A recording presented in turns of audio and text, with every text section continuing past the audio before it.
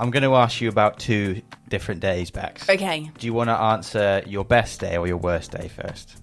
Do you want to lead with positive or end with positive? They're all good, aren't they? Because you learn. So I'm happy with best day. You want to go best day first? Best day. Okay, what was On your the best spot day? as well. Best day. You can get this, obviously. You can give your answer and then reflection and be like, oh, actually, it should have been this. That's fine. But top of your head, what comes to you when someone asks you that question? Let's exclude today because that's a given. Mm-hmm. So best day was probably when I got all the shares to the business and finally realised I didn't owe anyone anything and I'd earned everything that I'd got. Like, that's a big deal for me. And it was huge. I remember just sitting there and shaking, physically feeling quite shaken and very emotional. And, and taking that in and going, that's huge. That's huge. So I think that was the best day because it was like, that's my entire life put into something and someone said, no, you've earned that. That's yours now. You owe no one anything. What did that feel like? It was a feeling of elation, a feeling of a bit of shock, a feeling of like bewilderment, and also a bit like responsibility. Like I realised it was all on me. So it was all these amazing feelings, but also without, is there a word for pride without being super proud, but kind of like just wow. Accomplished. Yeah. Like, oof. Yeah, I think that was pretty big and amazing. Did you woke up that day knowing that this was about to happen as well? Like, it was in the diary? Yeah, it was in the diary. We were just waiting, and we'd been working towards it probably for about 2 years on and off, and COVID hit and everything was going wrong and it was all going to fall off the table, and we negotiated and it was a tough 2 years, and then facing into COVID. So it was kind of the culmination of everything, all the planets aligning and realizing that fundamentally you have no control, and then things just sometimes happen when they're meant to happen, which was also a wonderful feeling. And yeah, I would say that was pretty big. Do you have any other memories from that day? Like, sometimes, on big days like that, you kind of wake up and you remember what you had for breakfast. Do you remember what you had for breakfast that day?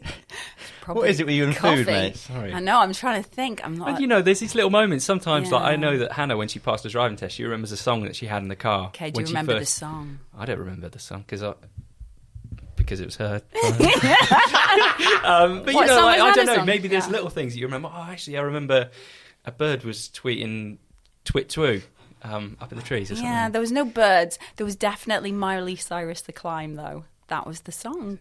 That's my song for that Miley Cyrus moment. The Climb. Did you ever? Yeah. This is a weird question. Did you ever feel guilty about it? Was there any sense of guilt or imposter syndrome of like you didn't deserve it? By that point, no. I knew I deserved it. I knew that we'd worked really hard for it, but it wasn't, weirdly, it wasn't all about me. So I think if it had all been about me, but I knew I'd lent on Ed as the FD to also facilitate making it happen. I know Stefan, when he phoned me and he just was the most complimentary, and he made me cry because he'd put loads of British flags behind his face because he's obviously based in Holland.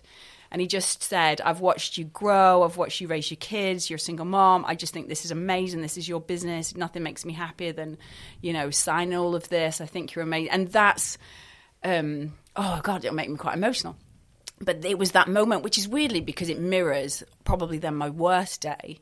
So it's almost hearing someone go, I'm really proud of you. I think I see you. I see what you've done. And that's fantastic. So... yeah, so if I then go swiftly into my worst day so my father died and I was there. I drove he'd had cancer, they'd flown back, had cancer for a few years. It was my birthday, I drove to go visit him. He was at home with care, and he just deteriorated from my birthday to the next day, and there was just me. I was there the whole time, and then some of my siblings came and went, and I had my brother, who's now my commercial director. He was in Australia at the time, living there, and I had him on voice call, and I remember just having a conversation with my father. The very last conversation you'd like this was about bikes and the Tour de France, and I was not arguing. I was just, saying, why can't women be in the Tour de France? I don't get it. And he just looked at me and just went, Rebecca, because he used obviously my real name. And he's like, Rebecca, just accept that boys and girls are different. You're just different. So play to your differences, play to your strengths. It wouldn't have been a fair ride. the stamina on men is different from the stamina of women. So just accept the differences. And that was the last conversation I had with him. And it's really stuck with, and that's why the bike's on the wall, because it is just, sometimes you're racing differently. You're not in the same race, but you can just cheer from the sidelines. And so when my father, he was in bed and he was gone, and we just had to sit there and hold his hand until his body shut down. I remember just feeling, before that I felt like there was life after this and everything, but I remember just going, he's not here anymore, he's gone. And he was a pivotal character for me in my life, because there was always that sense of like approval, does he see me, all of those things. And I'm sure psychologists can bring that back to where I'm always chasing something. But fundamentally, when he died, like I felt a relief, like I didn't have to please anyone anymore, but I also still wanted to please him. And so a lot of what I've done subsequently, I've always thought, I hope my dad's proud of that. So when Stefan weirdly said it, it did feel like a moment. So they both reflect each other in lots of ways. Yeah. It's funny what you said there about the approval from your father, because a book I read, The Way of the Superior Man, and it talks about things you can do, I guess, when you're a younger man to become the man you want to be, in a sense. And one of the chapters is about approval from your dad or your father. And he said most men feel, not necessarily trapped, but they're in this, they're always in this approval rating with their dad. And they said a lot of men have actually gone to therapy because after their dad died, they felt relief. And then they feel guilt about feeling relief. And that's because they then are unshackled from those chains and they can be free to do what they want at that point. Yeah. I wouldn't say that's anything I've ever felt personally. I don't know if that's because of how I'm raised or because of how my dad was, but I know a lot of friends of mine have been, they just follow in their father's footsteps. And a lot of people go and do degrees and stuff to make their parents happy, not to do with what they want. And it's interesting you said that, because I just thought it's a shame that happens, and it's a shame. Would you say that fathers know that's happening as well, or do you think it's?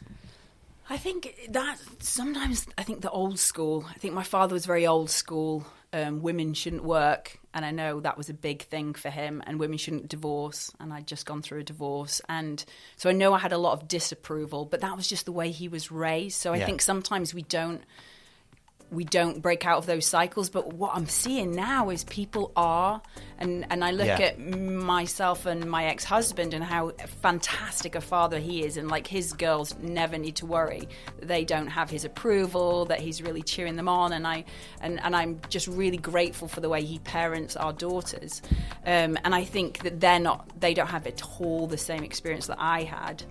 So I think people are breaking out of those cycles a lot more, and are not allowing them to perpetuate. Just maybe because we're all reading way more books and we're all in touch with our feelings, I don't know, or we talk about it way more than maybe our parents and their parents did.